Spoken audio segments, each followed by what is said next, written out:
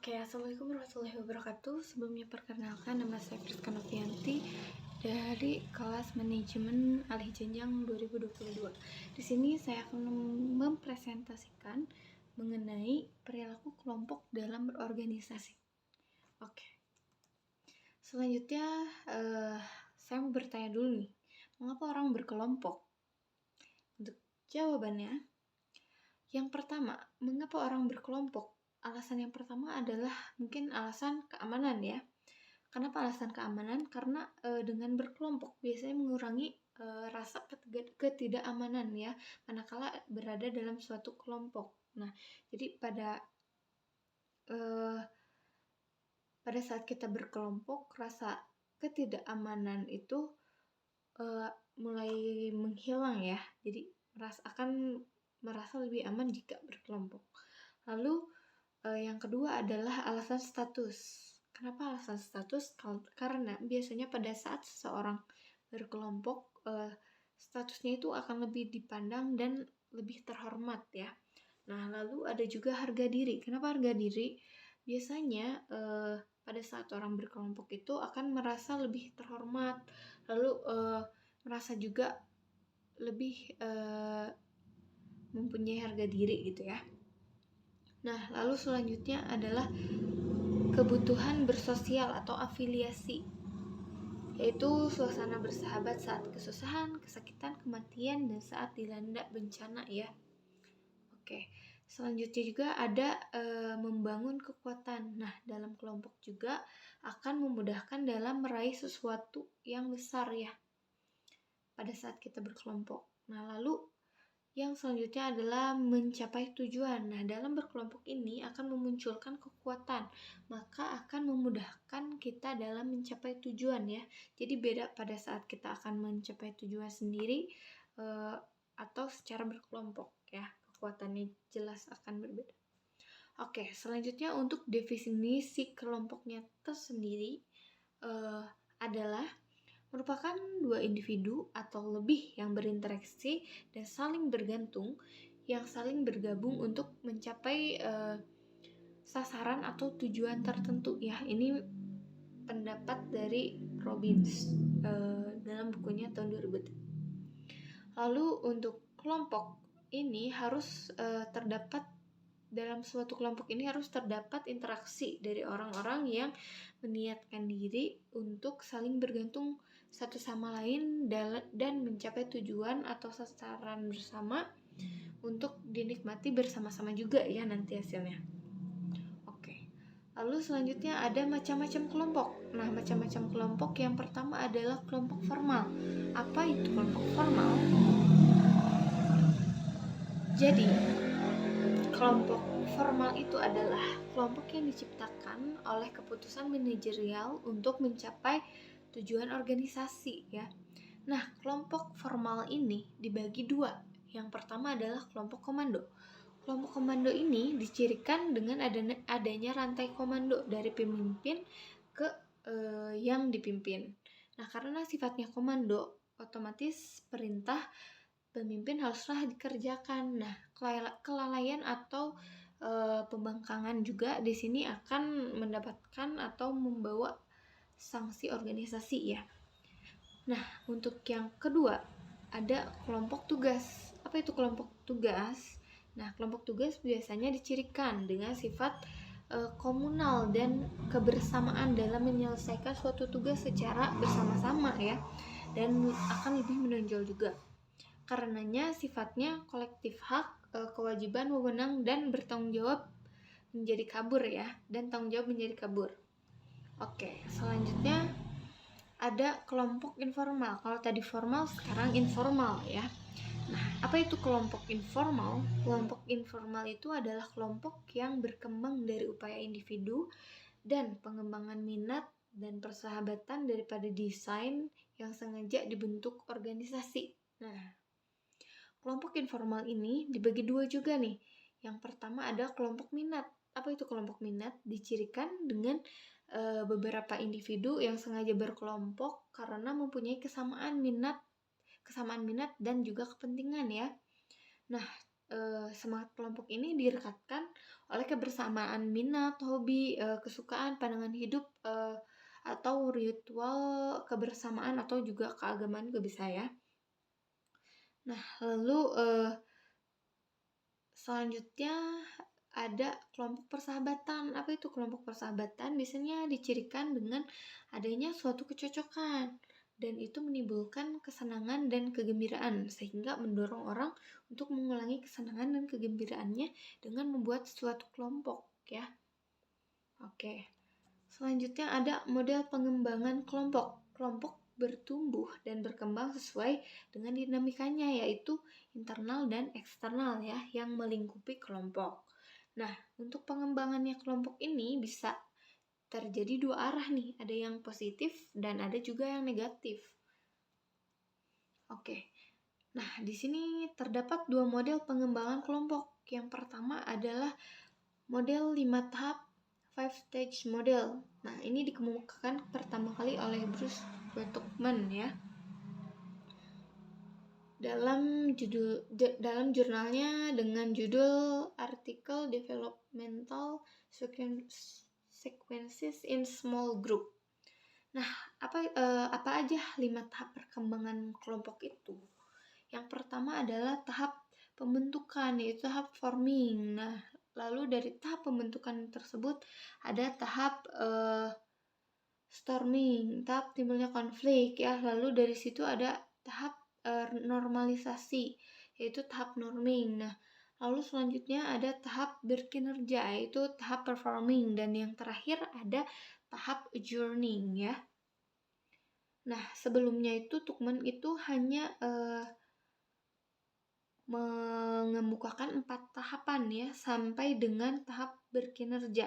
Nah, namun pada bulan-bulan selanjutnya, pada tahun selanjutnya, Bruce Tuckman itu bersama temannya berdiskusi dan menetapkan bahwa ada satu tahapan lagi, yaitu tahap yang terakhir adalah tahap adjourning, yaitu tahap pembubaran ya. Kita bahas satu persatu. Untuk tahap pembentukan atau forming, nah untuk tahap pembentukan atau forming ini terjadi di awal pertemuan. Nah, biasanya pada tahap ini terjadinya perkenalan, lalu terjadinya juga pembagian tugas, pembagian tugas yang tujuan ya, lalu mempelajari tugas. Nah, tujuannya di sini belum jelas. Lalu di sini orang-orangnya tuh masih masing-masing ya. Oke, selanjutnya adalah tahap storming atau tahap timbulnya konflik. Nah, di sini para anggota kelompok itu mulai bekerja, namun masih berpegang pada pendapat pribadi. Jadi belum bisa menyatukan pendapat ya. Lalu biasanya di tahap ini anggota kelompok menolak batasan kelompok terhadap individu. Nah, lalu timbulnya perasaan marah, tidak nyaman, adu pendapat atau konflik terjadi juga di sini. Dan bisa saja di tahap ini itu, di tahap storming ini itu terjadi kegagalan ya. Nah, apabila terjadi kegagalan di tahap storming ini, otomatis tidak bisa naik ke tahap selanjutnya. Dan untuk tahap selanjutnya itu adalah tahap normalisasi atau norming ya. Nah, di sini sudah mulai terbentuk hubungan, penetapan aturan, komunikasi yang mulai terjalin dengan baik, lalu adanya peninjauan mengenai tujuan juga, lalu persahabatan dan kerjasama mulai terjalin ya di tahapan norming ini. Lalu di sini juga mulai saling menghargai pendapat. Oke.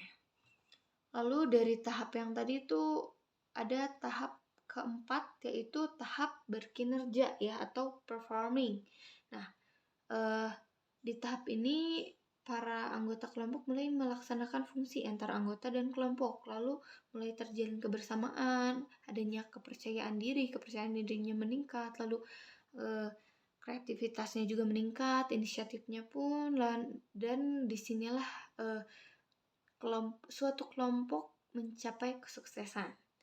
Nah, ini merupakan akhir dari tahapan perkembangan kelompok ya, apabila kelompok tersebut digunakan secara terus-menerus. Nah, apabila kelompoknya hanya bersifat sementara, ada satu tahap lagi, yaitu tahap yang kelima tadi. Nah, tahap yang kelima ini adalah tahap pembubaran atau adjourning. Nah, tahap adjourning ini berlaku untuk kelompok sementara dan atau kelompok yang pemberhentiannya sementara atau adanya pembubaran ya. Untuk selanjutnya ada model keseimbangan atau terselap. Dikemukakan oleh C.G. Gersik ya dalam artikelnya. Nah, di sini model ini dinamai keseimbangan tersela karena dalam penelitian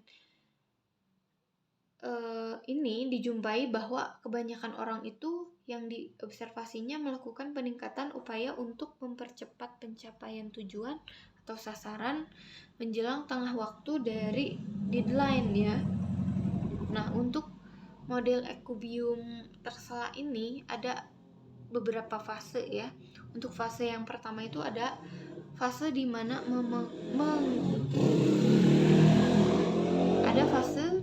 menemukan arah kelompok atau menyusun tujuan. Lalu selanjutnya ada kelompok cenderung berdiam diri atau terpaku pada tindakan tertentu. Lalu ada memakan waktu separuh jalan dari waktu yang ditentukan. Lalu diakhiri dengan transisi, yaitu ledakan perubahan yang terkonsentrasi dengan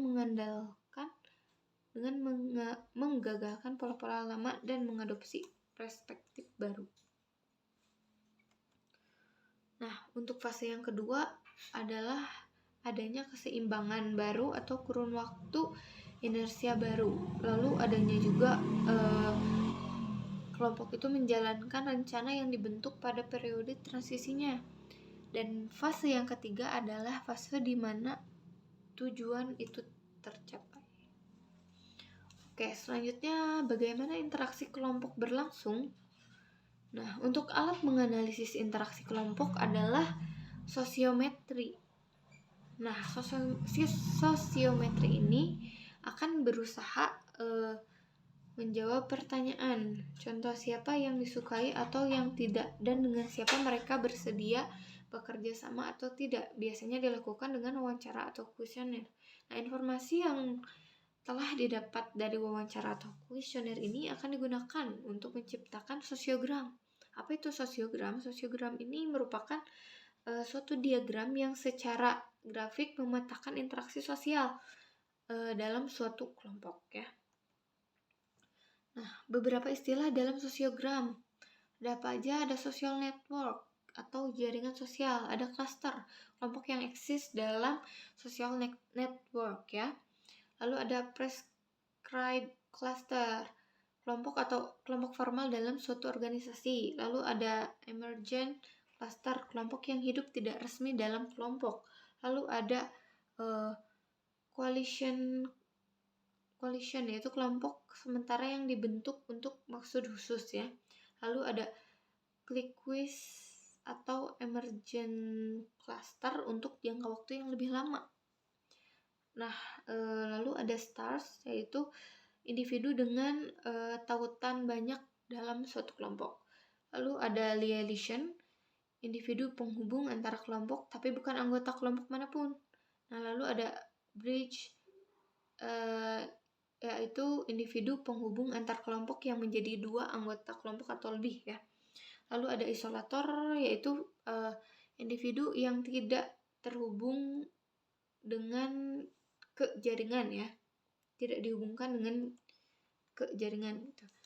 Nah, lalu selanjutnya ada 6 karakteristik kelompok yang penting. Nah, untuk yang pertama adalah struktur. Nah, untuk struktur ini biasanya khas dalam kelompok formal dan dalam menjadikan suatu kelompok yang solid dan tidak terjebak dalam pertentangan yang tak perlu. Lalu ada status hierarki, yaitu penting untuk mengatur jenjang wewenang dan tanggung jawab masing-masing individu anggota kelompok agar jelas dalam pencapaian tujuan bersama. Nah, lalu ada peran harus disesuaikan dengan struktur status hierarki. Nah, lalu ada juga norma, mengatur tata tertib, tata hubungan antar anggota kelompok ya. Lalu untuk kepemimpinan adanya upaya actuating dari formalitas struktur, status hierarki, peran, dan norma. Nah, lalu ada juga kekompakan untuk menutup kekurangan kepemimpinan dan kelemahan ya. Nah, lalu ada peran kelompok. Ada penguat identitas, ada penunggu harapan, lalu ada membuat positif persepsi, dan juga ada pengurang konflik ya. Oke, di sini ada kekompakan dalam kelompok. Nah, kekompakan dalam kelompok ini biasanya suatu kelompok dengan kohesivitas yang tinggi memiliki dinamika kinerja kelompok yang positif dan negatif yang tinggi dan sebaliknya. Nah, lalu ada juga kelompok yang memiliki kohesivitas tinggi memiliki kinerja yang lebih baik dibanding kelompok dengan kohesivitas rendah. Itu menurut jurnal Human Relation ya.